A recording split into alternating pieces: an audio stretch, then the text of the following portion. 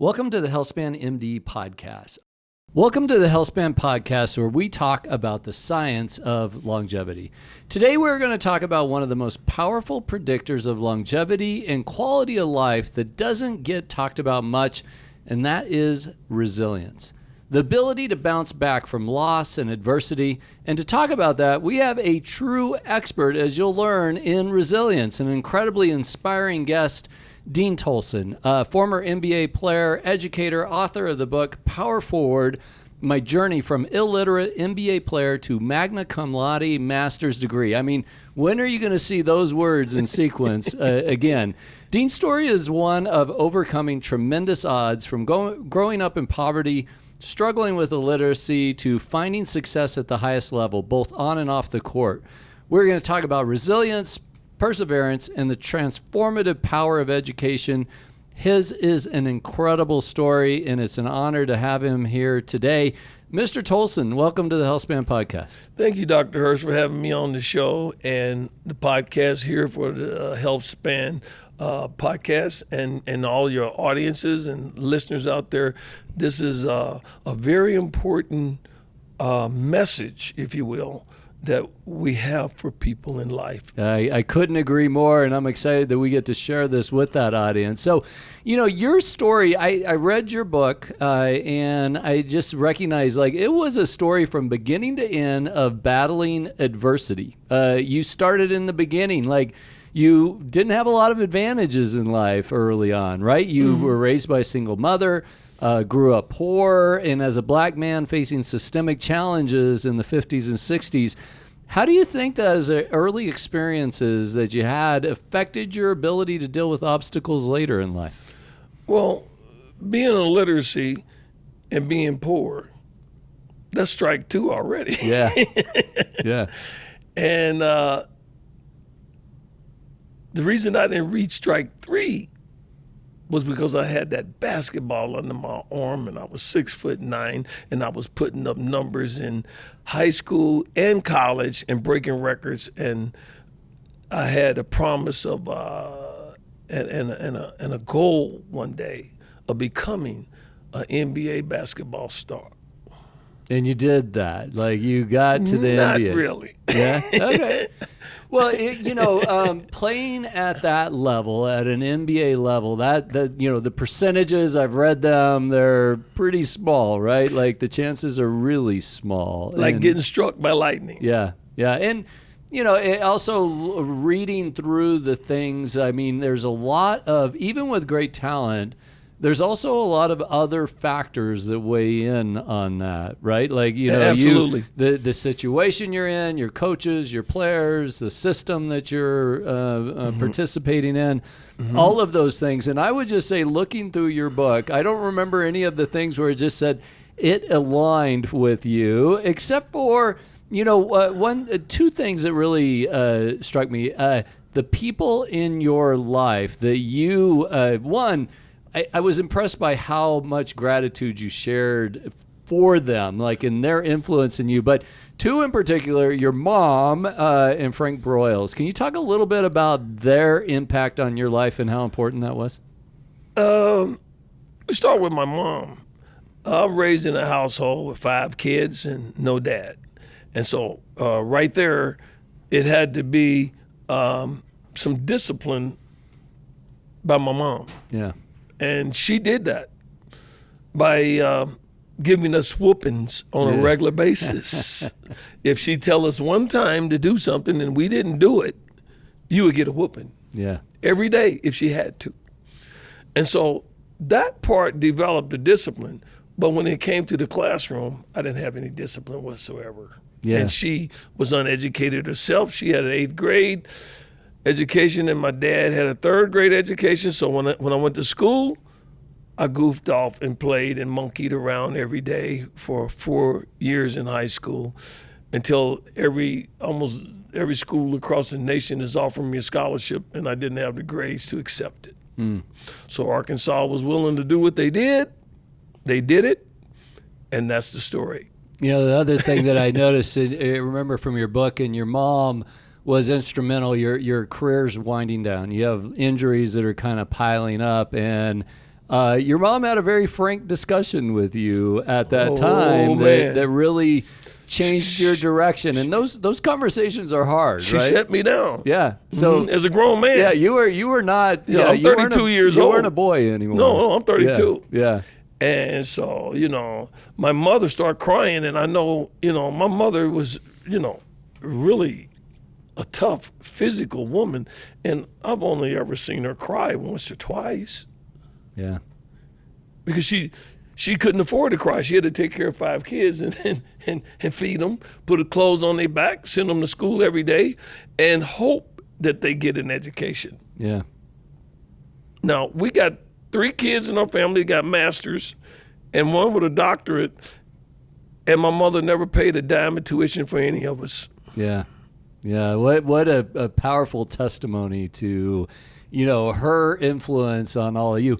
I was also impressed, as I mentioned earlier, Frank Broyles. I mean, he's the man. People have opportunities to either make the world around them a better place or not. And I being a sports fan, I knew of the name Frank Broyles from way back, but I didn't know the details. And then reading through that, I'm like, that's somebody that's the guy we all should aspire to be. Is that your sense? He's bigger than a role model. He watched me throughout my entire career at the University of Arkansas from a football coaching standpoint. And my nickname in college was Tree Tolson. Tree. And he says, Tree, he says, you have more ability than you even know about, and you're smart enough to do this class work if you get down to business and choose to do the work. He says, I see that in you. And he said, if more people did that, I'm going to do it for you. And then once you do it, you go back out there in the world and tell them how to do it. That was his message to me. So I promised him that, I would do that for him if he helped me do what he did for me. It's kind of like yourself with diabetes. If you do that for me, I will be disciplined enough to do what I'm supposed to do to get the job done. Right. And the results, which makes you happy as well as me. Yeah. so good example in that. And, so two things here. One, your mom had the hard conversation with you, but it was out of love. Like it wasn't, I'm sure at the time it was uncomfortable, but she loved you enough to have that conversation. But then Frank Broyles, gave you faith. Like he loved me too. He loved you. He and genuinely said, loved me. I believe in you. You can do this. And maybe that was opened your eyes to say, you know what, I can do this. Well, I never met a person that knew more about me than I knew about myself. Yeah. And that was him. He did that with me. And he also said, Tree, we robbed you of an education. And if you're willing to do the work, we'll pay until the day you graduate, and I will not let nobody on the committee or board tell me that I can't pay for one of our athletes that set records here at this university and still hold records to this day. I'm going to support that athlete. We owe him that. That's the least we can do for him. Wow. So what a powerful story. And one that you ended up taking and taking full advantage of, which is really important.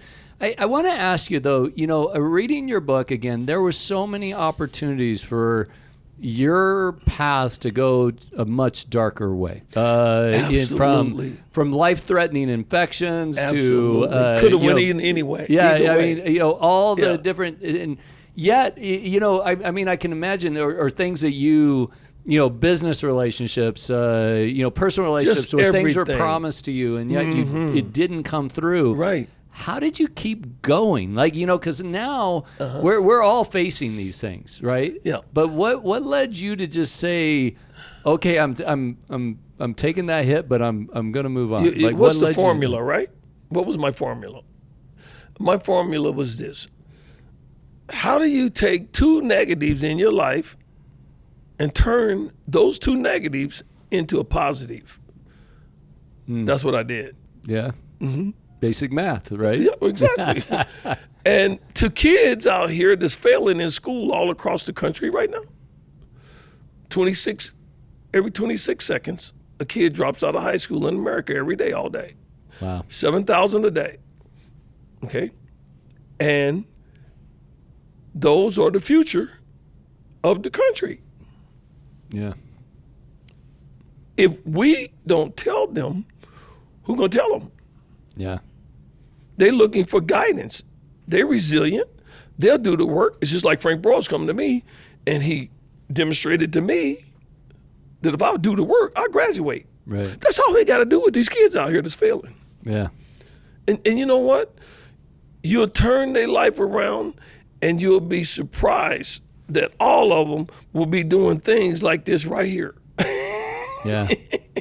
Even more so. You know,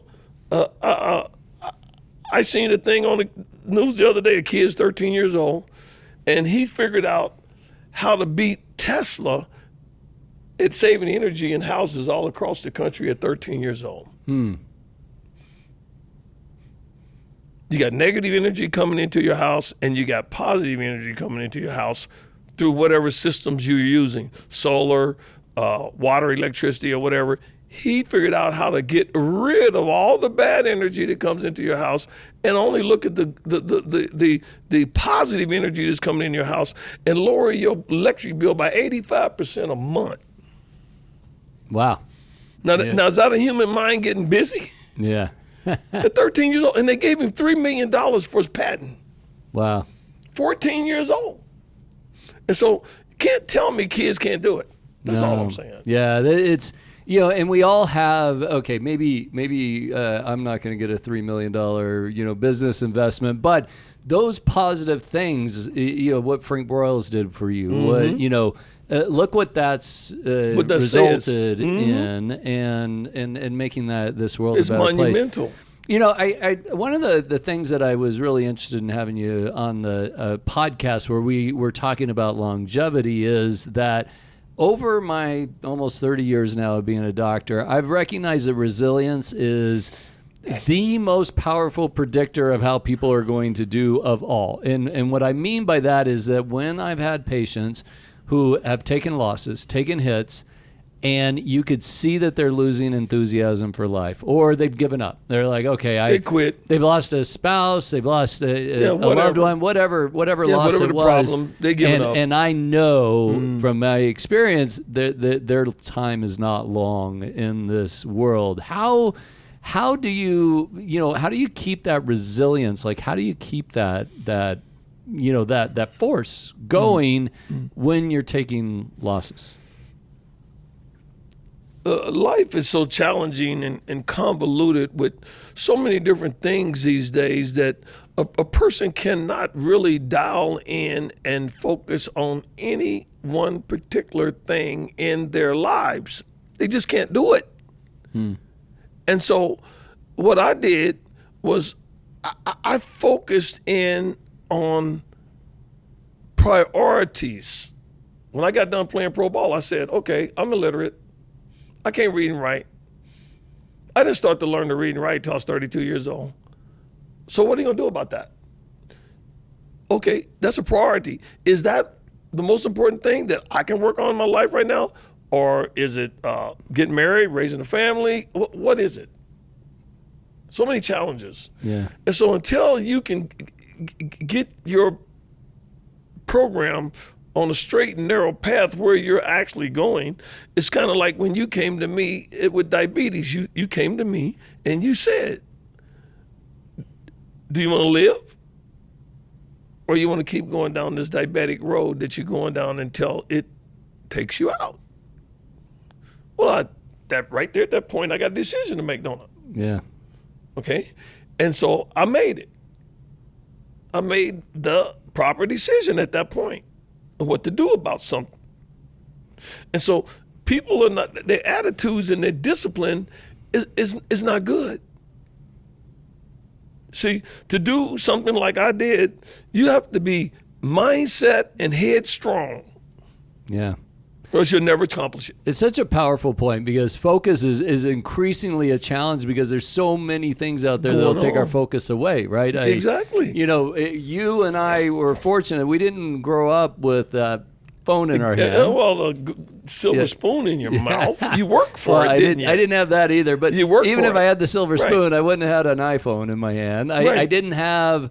I mean, the video games weren't as good or as distracting. They didn't even have computers when I went back to college. Yeah. So, now I think it's a really important point where you look at the constriction in your life. Like I use this as a doctor and I use this with you in that, I looked through the health issues that we could address and then said, okay, what's the one that's holding us back the most? Let's really focus on that. And in your case, that was, diabetes. That's what we were like, that's the thing that we want to get better. I got to get his blood chemistry corrected first. Right. And then fibrillation and the heart ablation surgery. You had to get there was 3 things. The pancreas and the gallbladder erupted first. Yeah. And then they took the gallbladder out. Then once the gallbladder was out, then they found out there's a blood clot on my lung and a heart fibrillation. So they put me on blood thinners for 6 months. Yeah. So then after I went on blood thinner for 6 months, then they operated on me and took my gallbladder out. Then after they took my gallbladder out, you scheduled the afibrillation ablation surgery heart process. I got through that. Now, once those 2 things were done, then you said to me, let's address the diabetes now. Yeah.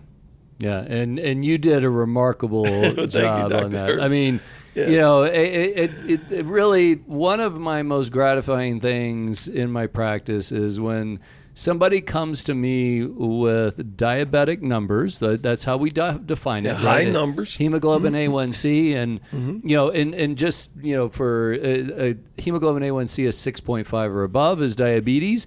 Your numbers were a lot higher than 10.6. Yeah. So and through your good decisions, you've been working with the coaches, you've been making the nurses, nutrition, physical activity. We adjusted the medications and things. Your numbers are phenomenal. Looking pretty good. Yeah, look phenomenal. Like have dropped in ways that they just don't drop like that. You haven't seen it like that. That's an outlier, right? That's incredible. That's you. That was a partnership. Like it wasn't us that fixed you. It's kind of like this story right here. Yeah. Same type of thing. Yeah. Attitude and discipline and personality. I think that is the biggest dilemma and problem that people need to check within themselves. See, you can't look nowhere else to check that. It's got to start with you. Yeah. Your attitude, your discipline, your personality, and being able to interact with others to get what you want. You can't get what you want rebelling against that. Right. It won't happen. Yep. They're going to pull the stops out on you. Right. Okay. Then whatever happens to you, you didn't want to conform. Okay. Another part of your story that was really impactful in me was that you were willing to be humble. I as I'm reading your story and I'm thinking, here's a man who has had the whole world catering to him his whole life. He's 6'9". He's a tremendous athlete. He's the center of attention. He's, everybody's been telling you you're special since you were a teenager, right? A little boy. And here you are at 32 and you humbled yourself to say, I don't know how to read. And I don't know how to write. And you just like that first step, I think, holds so many people back. And then when, the same thing with your health, like you didn't come to me and say, well, I'm a former NBA player and I'm going to do what I want to do. You came in and said, okay, can you help me? Yeah. I don't know what you know about that. Yeah. Can you coach me and guide me through this, and I will do the work.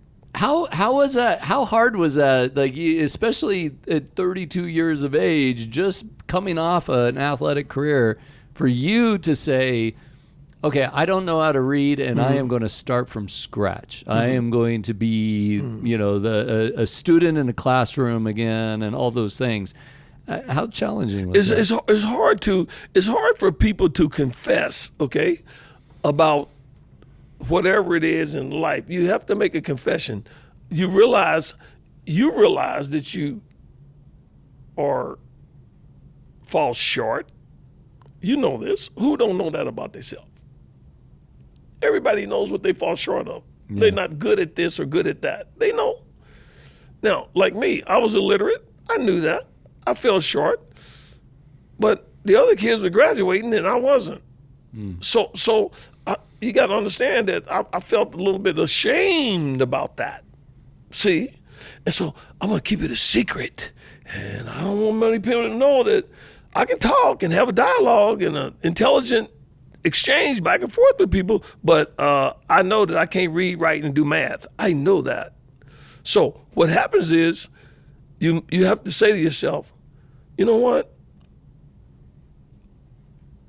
I'm going to open up and share that I'm illiterate. And then I'm going to ask for help.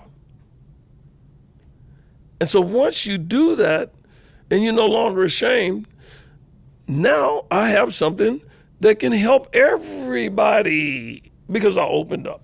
Yeah. And accept the responsibility that I was uneducated. So you took the focus off of you, put it on the impact you're having on others around you. And that's what Frank Broyles asked me to do. He asked me to do that. Yeah. How did he have that insight from way back when to know He'd that been knowing me ever since I was 18 years old, man. He was good. He's a kid. I was a kid. He was 47. I was 18. But he said, look, I want you to do this for you, but I want you to do this for society. Yeah. Yeah. And but what I didn't understand was how big a responsibility that was going to be, what he asked me to do at the time.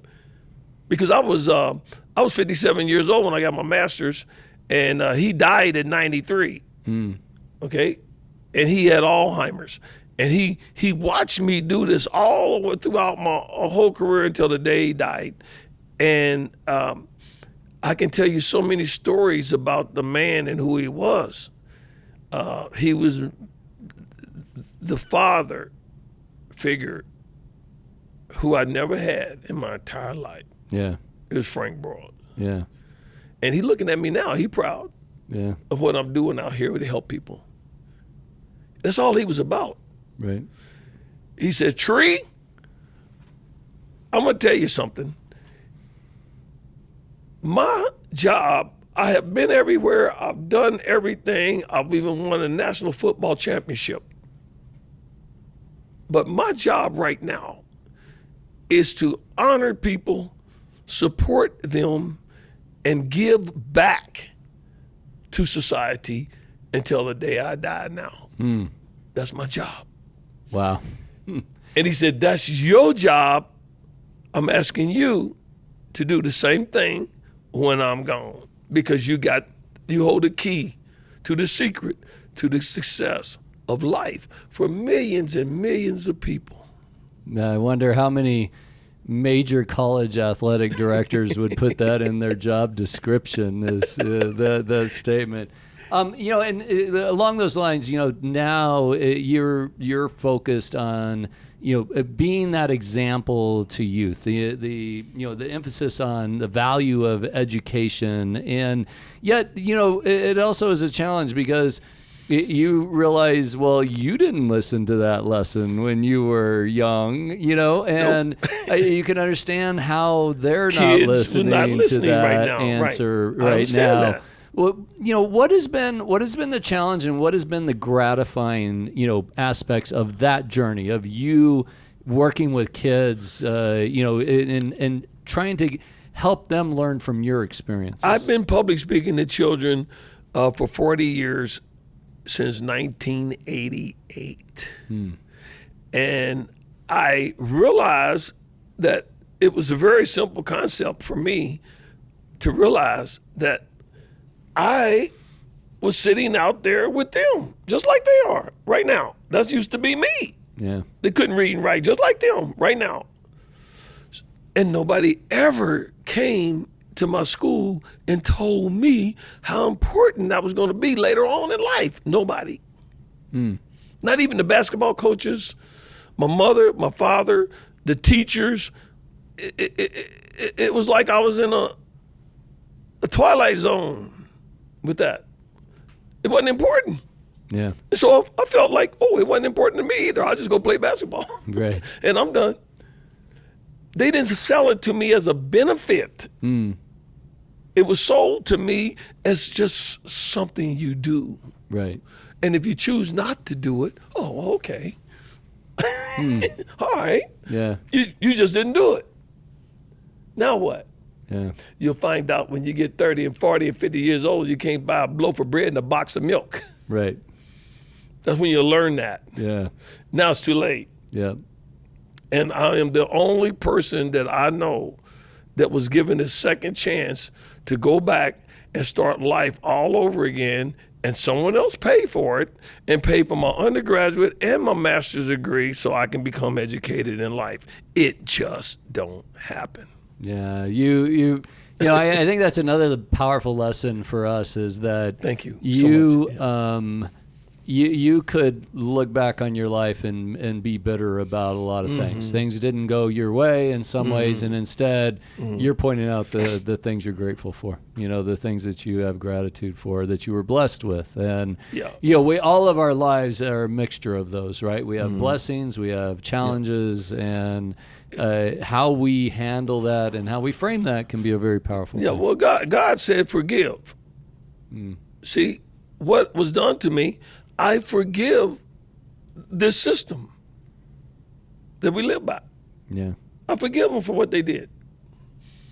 Because I clearly know what they did was not right.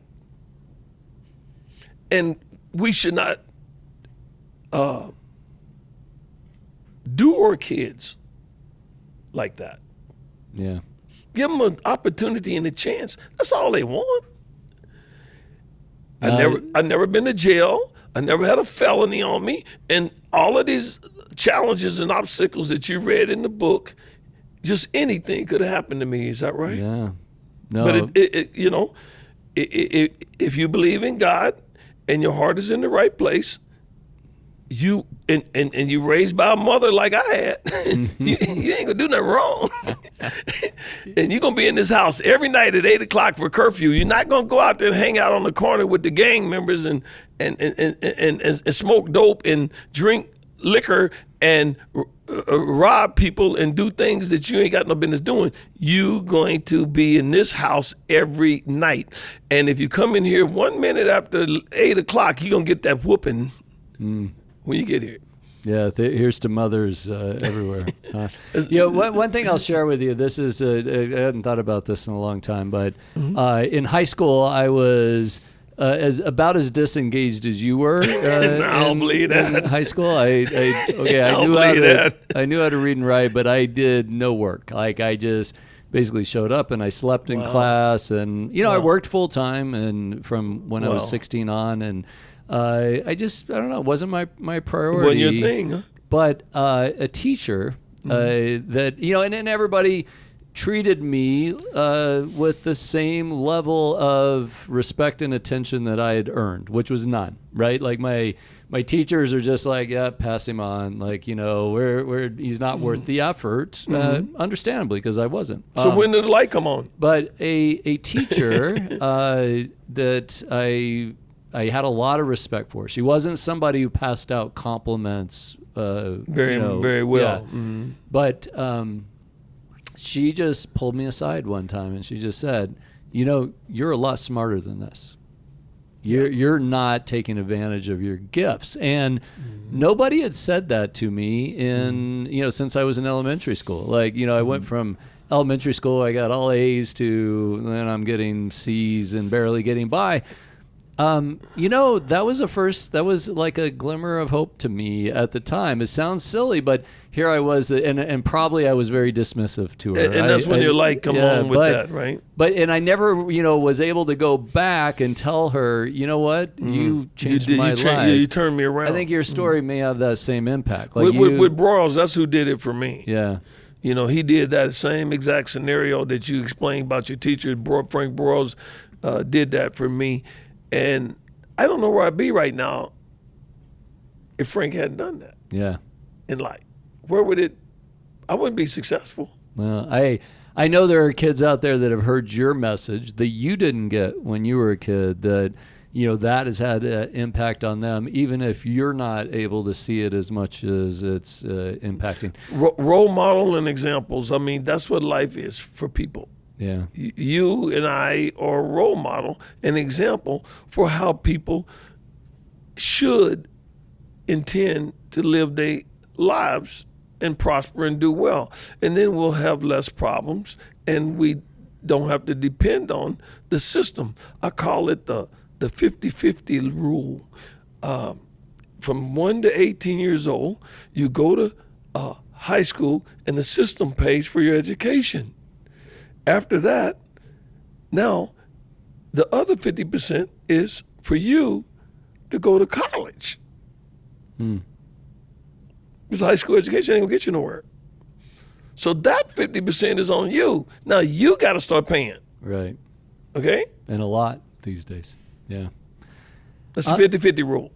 Back to your health. It's been an inspirational story for all of us in the office. You came to us. I just wanted to hear it from your standpoint. Like, how did you feel about your health when you first came to us, and how do you feel today?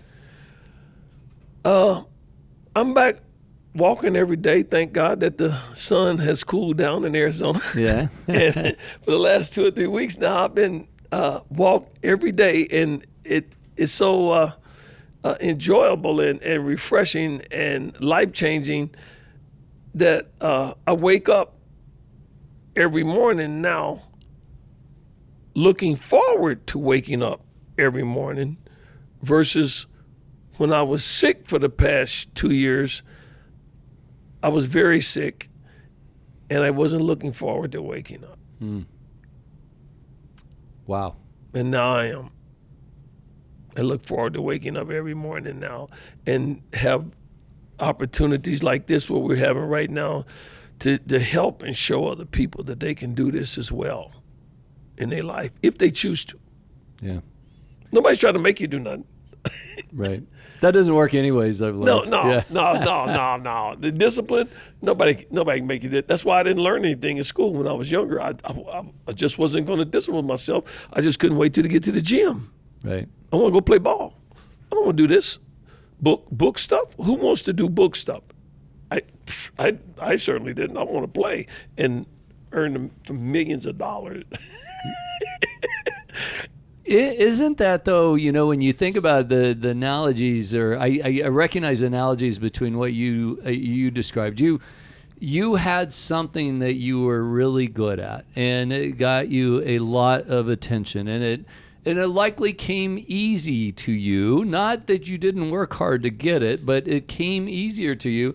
But then there was this other side over here about reading and school and things, and that was not easy. That's not me. And we make those choices every day, right? And now there's a lot of shiny objects out there for us to get us distracted, that feel good in the moment, but they don't when it comes to our health.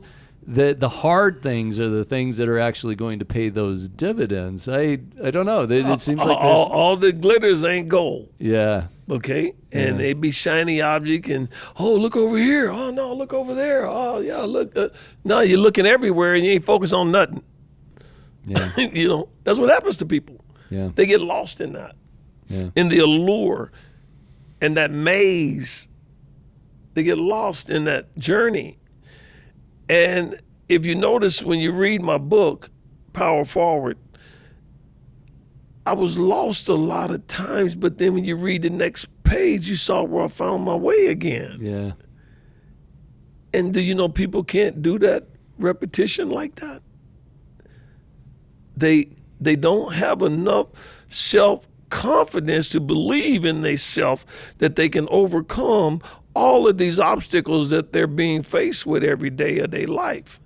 They financial, they family, their business, their career, their jobs. I mean, these are all obstacles that they must overcome on a daily basis where they don't understand how to do it. And I understood how to do it when I overcame illiteracy and I made my first A in my life on a paper in college at the University of Arkansas. I said, man, wow, I can do this. I know I can do it. I can do any of it if I want to. That's what I learned by doing it. Not procrastinating, by figuring out that you, the guy that can't read and write, he can do it. Now the challenge is, can you do it? And that's my challenge for kids, is can they do it? And I believe they can. I do too. Resilience, we talked about, I think is one of the most powerful predictors of how long we live, how well we live as well.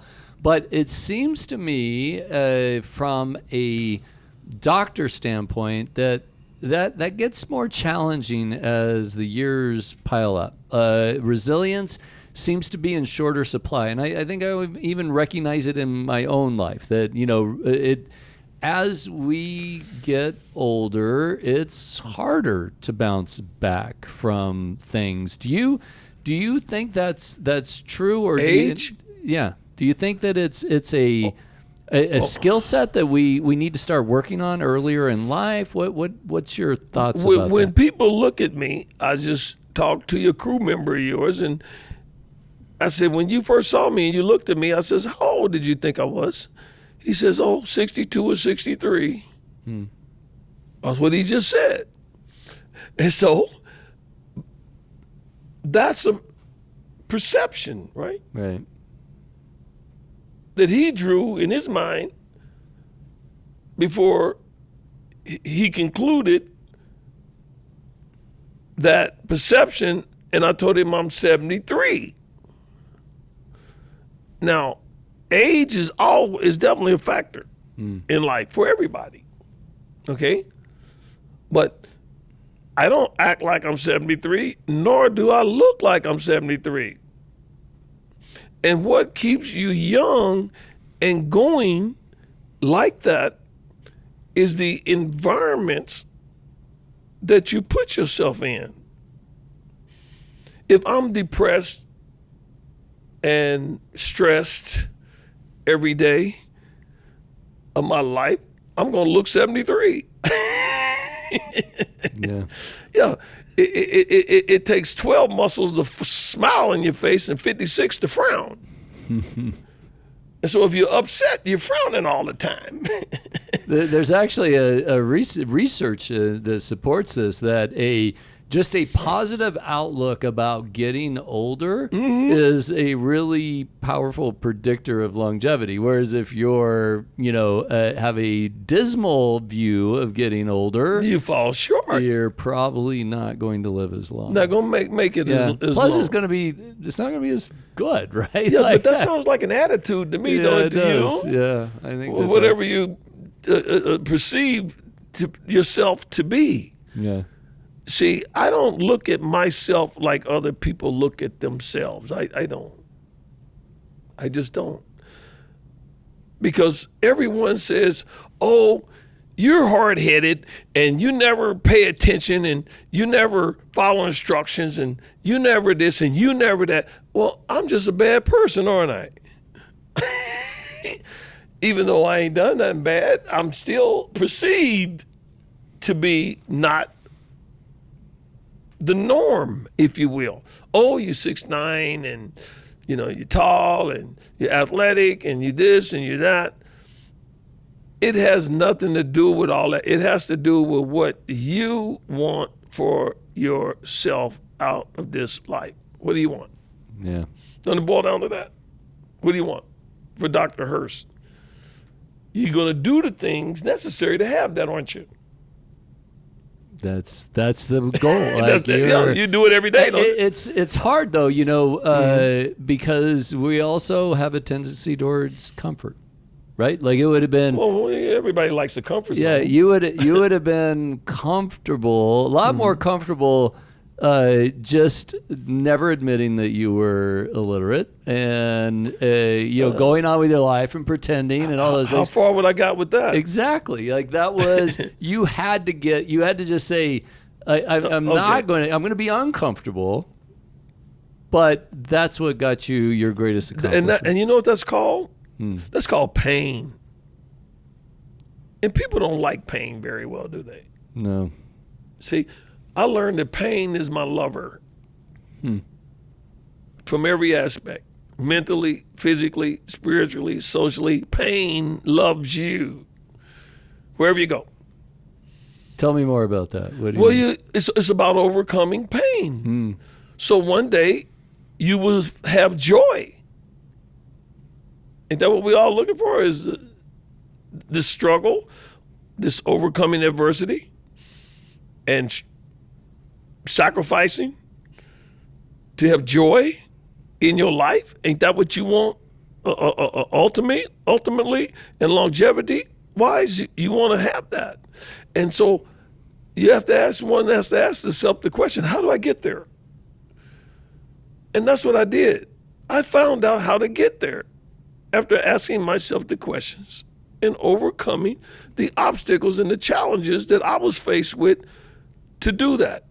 And don't let things like financial, Walmart paid $300,000 for me to do this. $150,000 for my undergraduate, $150,000 for my master's. They paid. Now, I could have used that as an excuse not to do it. Right? Yeah.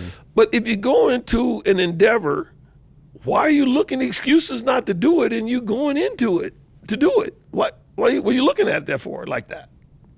What good is that going to get? Where's that going to get you? No doubt about it. There's the great book, The Obstacle is the Way. This is Marcus Aurelius quote. Well, Dean, it's been really great having you on the podcast. Can you share with our audience just more about how they could connect with you, where they could buy this amazing book, Power Forward? Absolutely. They can go out on the web and go to Amazon and just type in Dean Tolson, Power Forward, and the display of the book will come up, and the little excerpt there telling you a little bit about the story, and the book itself is $28.95. And then I have a website as well. It's called deantolson.com. And this story needs to be shared with every household across America to help our kids. That's what it needs to happen with this. If you can buy 160 million copies of Harry Potter, why can't you buy 100 and something million copies of something that's going to last somebody for the rest of their life? Yeah, Dean Tolson, that's 2 O's, Tolson. Thank you very much for sharing your story and being on the podcast. And thank you for helping me reverse and overcome my diabetes. I have longevity now and looking forward to life and helping a lot of people in society. Thank you, Dr. Hurst. It's been an honor. All content created by me and HealthspanMD is for general informational purposes only and is not the practice of medicine. No doctor-patient relationship is formed. The use of this information is at the user's own risk and is not a substitute for professional medical advice, diagnosis, or treatment.